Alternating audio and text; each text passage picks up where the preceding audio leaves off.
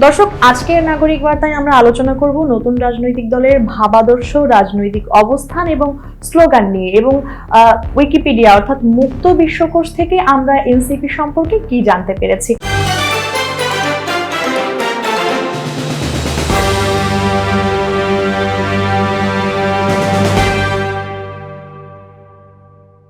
বিশ্ব তথ্যকোষ থেকে আমরা কি জানতে পেরেছি এনসিপি সম্পর্কে।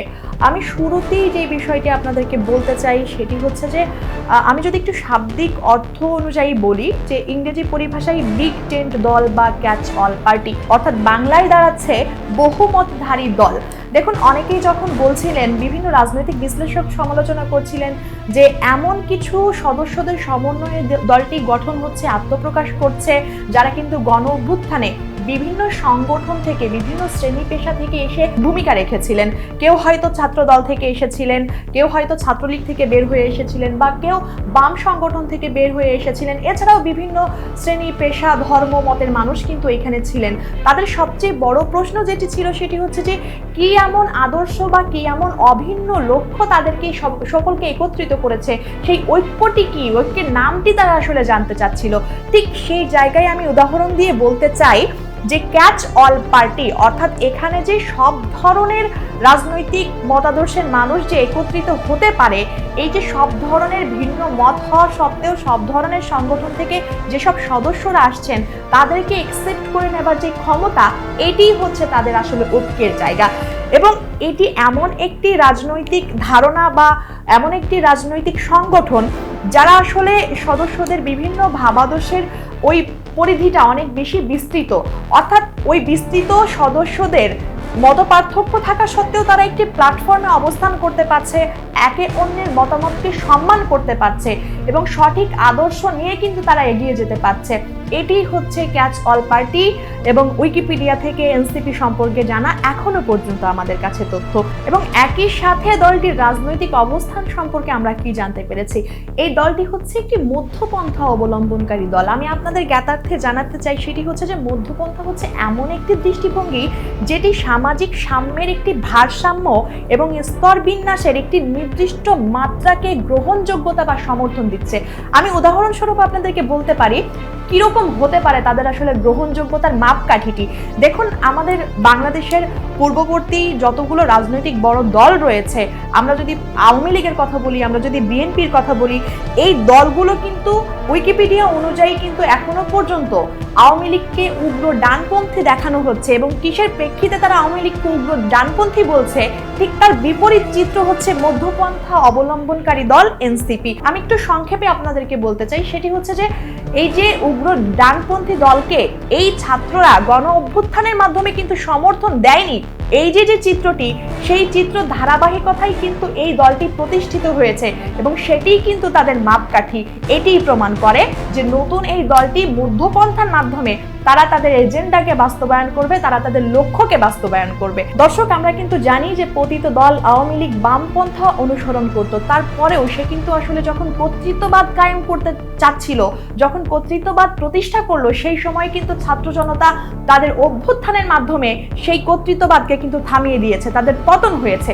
সেই জায়গাগুলো থেকে এই দলটি তাদের অবস্থান পরিষ্কার করছে মধ্যপন্থার মাধ্যমে, কিভাবে আসলে তারা এটি নিয়ন্ত্রণ করবে, কিভাবে তারা তাদের প্রতিবাদী ভূমিকাটি রাখবে। দর্শক, নতুন এই দলটির স্লোগান হচ্ছে ইনকিলাব জিন্দাবাদ, এবং ইনকিলাব শব্দটি কিন্তু উর্দু ভাষা থেকে এসেছে। অনেকেই সামাজিক যোগাযোগ মাধ্যমে আসলে আপত্তি তুলেছেন যে ইনকিলাব উর্দু ভাষা থেকে এসেছে, অর্থাৎ যারা পাকিস্তান প্রেমী বিভিন্ন রকম ভাবে তাদেরকে বিতর্কিত করার চেষ্টা করা হয়েছে। কিন্তু আমি আপনাদেরকে প্রেক্ষাপটটা একটু জানাতে চাই। এই শব্দটির বাংলা অর্থ হচ্ছে যে বিপ্লব দীর্ঘজীবী হোক। এবং 1920-এর দশকে ভগৎ সিং এর যখন কমিউনিস্ট পার্টির নেতা ভগৎ সিং এর বিভিন্ন রকম লেখনী, তার বক্তৃতার মাধ্যমে কিন্তু এই স্লোগানটি জনপ্রিয় হয়ে ওঠে।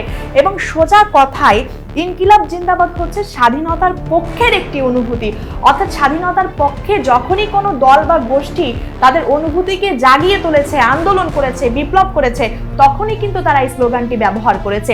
যেহেতু গণ অভ্যুত্থানের মাধ্যমে নতুন এই রাজনৈতিক দলটির জন্ম হয়েছে, এই নতুন দলের সদস্যরা মনে করেন যে তারা সবসময় স্বাধীনতার পক্ষেই কথা বলেছেন এবং সেই অনুভূতিকে বাঁচিয়ে রাখার জন্যই কিন্তু তাদের স্লোগান করা হয়েছে ইনকিলাব জিন্দাবাদ। এছাড়াও অন্যান্য যারা রাজনৈতিক বিশ্লেষক ছিলেন তারা মন্তব্য করেছেন যে যখন আসলে 5 আগস্ট সরকারের পতন হলো, এরপর নতুন যখন একটি সরকার গঠিত হলো, তখন কিন্তু তারা একটি বহুত্ববাদের চিত্র দেখতে পেয়েছিল, যেখানে বিভিন্ন ধর্ম, বিভিন্ন সম্প্রদায়, বিভিন্ন মতের মানুষ কিন্তু অবস্থান করেছিল, বিভিন্ন শ্রেণী পেশার মানুষ দিয়ে কিন্তু একটি বহুত্ববাদের চিত্র জাতির সামনে উপস্থাপন করা হয়েছিল।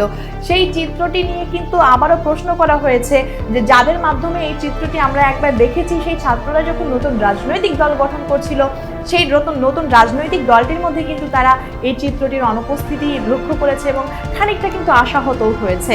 সেই জায়গা থেকে বিভিন্ন রকম সমালোচনা থাকলেও এনসিপি তাদের জায়গা সম্পর্কে কিন্তু একটি ক্লিয়ার কনসেপ্ট দিয়ে দিয়েছে মুক্ত বিশ্বকোষে। এবং আমার সার্বিক আলোচনায় যতটুকু আমরা জেনেছি, এনসিপির দেওয়া তথ্য মতে আমরা আজকে উপস্থাপন করার চেষ্টা করেছি। একই সাথে ছোট ছোট যে তথ্যগুলো আমি আপনাদেরকে জানাতে চাই সেটি হচ্ছে যে বাংলাদেশের রাজনীতিতে বড় দুইটি দল আওয়ামী লীগ, বিএনপিতে যেমন লাল সবুজ রঙে তারা আসলে ব্যবহার করত, ও বিশ্বকোষে তারা অন্তর্ভুক্ত করেছে, অর্থাৎ এনসিপির কথা বলছি আমরা, তারা অন্তর্ভুক্ত করেছে নীল রঙকে।